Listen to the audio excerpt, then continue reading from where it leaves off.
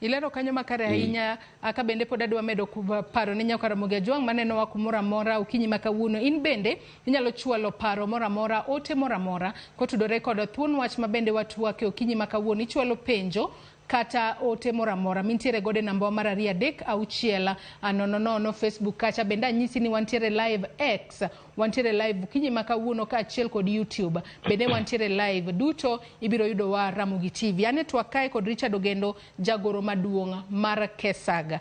Kesaga en Kenya National Sugarcane Growers Association. Ka wadhi mbele kod twak marwa odiochieng' makawuono Richard. Bende nitiere wachni mar kembe mag sukari mabende jopur na okomor godo. Wachni mar zoning, mar keto kembe sukari e zones mopogore opogore.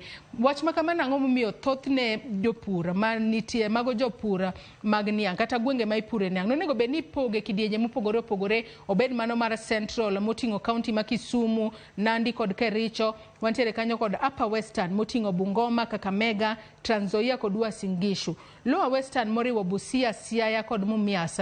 Ka jopur niang' ma Migori, Homa Bay, Kisii kod Narok oketie kidieny mano motisi ni Lower Western. Ang'o miyo wachni mar zoning jopur mag niang' thothne ok owinjore godo kata ok oyie kode kata ok oyes kode? Zoning en tweyo japur mar niang' e jela makore timo kode gimihero.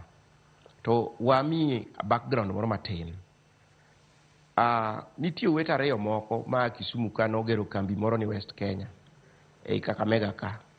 Kane gisegero ka achiel notho to wuod mane wuon kambi ouso kambi ne mane giriwore gi gowadgi. Ka giseuso kambi ne jal machielo to bang' dweche 8 to kilomita 10 from kama ne giuse gidhi gigero kambi manyien miluongo ni Butali. Ka gisegero kambi manyien to jal mane giuso ne ma wuod West Kenya gidhi ge court.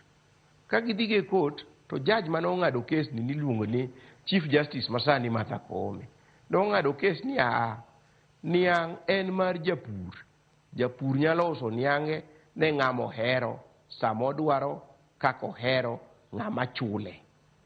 Ma case no notieko gimoro amora miluongo ni wach zoning. Koro wasebede gimiluongo ni free market economy. Ng'eni kambe ma private gi sama gidonjo to gine ma gilando soko huru kata mana thurwa nyando sugar belt ka kane oger Kibos bath Miwani ne en soko huru nikech ne wan gi niang' ma dweche 64 pok obet niangi ma ne wasetieko kasumba mar zoning no.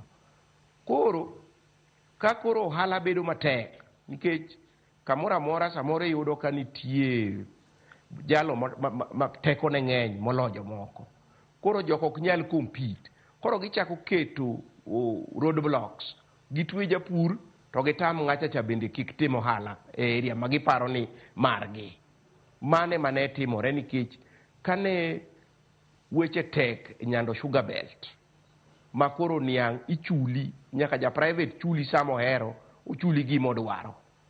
Ne jopur nodhi mo invite West Kenya mobiro mogedo Weighbridge achiel Mberere, gigero Weighbridge achiel Miwani, gigero Weighbridge achiel Kericho.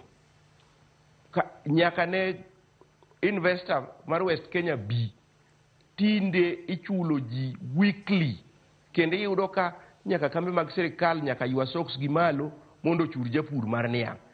Kambi ma private ma bende sandwa no bende koro ywa gine oywa socks ne malo obendo chudo. To ng'eni en sama no obiro to nolando soko huru. Kosedonjo mosebet moseneno ni koro sero muthurwa ka koro kendo lokore aloka kendo koro dwa lokowa mana wasumbnige. Mano ne wadagi. Agoero kamano ne wajumbewa manyo kalo chik nyoro manyo wacho ni farming en contractual. Ibedo gi contract kata kambi no amana Mombasa to ini neno ni nyalo timo kode ohala. Mano en yiero mari nikech katibu yieni bedo gi freedom of choice. Mak mana ka kambi moro omi gimoro puro ni omi fertilizer, omi mbegu, omi service mora mora to niang' no jakiter mane kambi no. But again kambino nyaka kaw niang' no bang' dweche 24 maximum. Kokalo dweche 24 tinyalo uso ne ng'ata ng'ata mihero. Omiyo ago erokamano ne wajumbe wa mogolowa e jela manyo jomoko dwa ketowa, gavanas wanyo dwa ketowa e jela marach kabisa.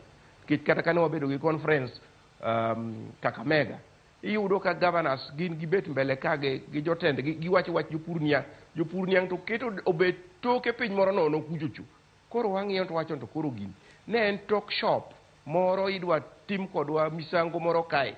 But ago erokamano kabisa ne Dr. James Nikal, mjumbe Maseme, majakom duol, manyo bet parliament, mo make sure ni gigo mane wawacho kaka jopur mar niang' okale. Ago erokamano ne mjumbe ma Muroni, mabende nyone kanyo magi make sure ni gigo mane wadwaro kaka jopur mar niang' okalo. Mjumbe ma Kisumu East, Shakil Shabir, nyokelo amendments malich ahinya maloko kaka kambe mag sukari idhi bedo ran e Kenya ka. En wach malich nikech koro sani inyalo yier ng'ata japur achiel to dhi bede board mar private company mondo cheki ni to private company ni to bende otimo gik mokeyo makare, orito maslahi mar japur mar niang'. Mjumbe Peter Masara manyone kanyo bende to malich ahinya. To mjumbe ma Honorable Opiyo Wandayi mwasewuotho go wuodhni nyaka ne wachaki, wagone gi erokamano kabisa nikech kara adiera gin jok mogeno jothurwa ka kendo gigenowa kaka jopur mar niang'.